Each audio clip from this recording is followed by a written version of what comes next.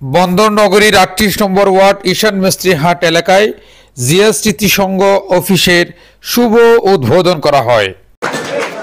এই উপলক্ষে ৩১ December সলগোলা crossing এলাকায় বন্দর থানা বিএনপির সাবেক সাংগঠনিক সম্পাদক হাজী মোহাম্মদ হোসেনের সভাপতিত্বে আলোচনা সভা অনুষ্ঠিত হয়েছে। অনুষ্ঠানে প্রধান অতিথির বক্তব্য রাখেন মহানগর বিএনপির যুগ্ম আহ্বায়ক আলহাজ এম এ আজিজ। প্রধান বক্তার বক্তব্য রাখেন মহানগর বিএনপির সাবেক স্থানীয় সরকার বিষয়ক সম্পাদক হাজী কামাল উদ্দিন। বিশেষ অতিথির বক্তব্য রাখেন বন্দর থানা বিএনপির সাবেক সহসভাপতি হাজী সালাউদ্দিন ও আব্দুল কুদ্দুস সেন্টু। বিএনপির অফিস উদ্বোধন হচ্ছে, যেটা আব্দুল মাহবুব সওদাগর হাটের জিয়া স্মৃতি সংঘের উদ্বোধন। দীর্ঘ ১৫টি বছর আওয়ামী লীগ সরকার দমন নিপীড়ন করে বিএনপি নেতাকর্মীদেরকে বাড়িঘরে থাকতে দেয়নি, ফলে চালাতে পারেননি কোনো সাংগঠনিক কার্যক্রম। হাসিনা সরকার পতনের পরে রাজনীতি করতে পারছেন বলে মন্তব্য এম এ আজিজের। এই উদ্বোধন আমরা বিগত ১৫টি বছর আমরা অফিসের কথা দূরে থাক, আমরা তো বাড়িঘরে থাকতে পারি না, বাড়িঘর সারা ছিলাম এবং মানববন্ধন করার জন্য দাঁড়ালে পুলিশে ধরে নিয়ে যেত। আমাদের কোনো স্পেস ছিল না, ১ ইঞ্চি জায়গাও আওয়ামী লীগ বিগত ১৫ বছরে দেয় নাই। আজকে অত্যন্ত আনন্দ লাগছে, ঈদের মতো আনন্দ যে আমরা এখন এলাকায় অফিস উদ্বোধন করতেছি।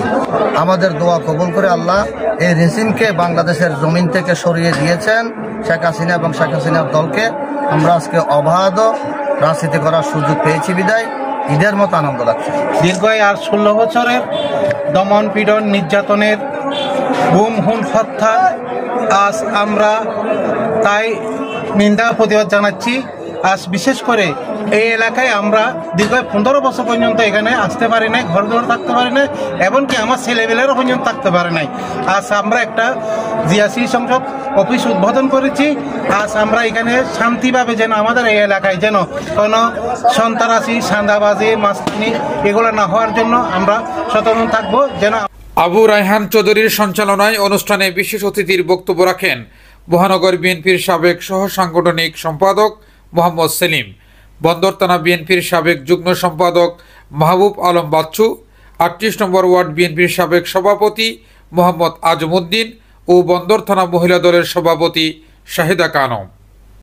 বিগত ১৫টি বছর জিয়াউর রহমানকে ধ্বংস করতে চেয়েছিল, কিন্তু শেখ মুজিব ধ্বংস হয়ে গেল। আপনারা দেখবেন যে শেখ মুজিব যেখানে শেষ, জিয়াউর রহমানের সেখানে উত্থান।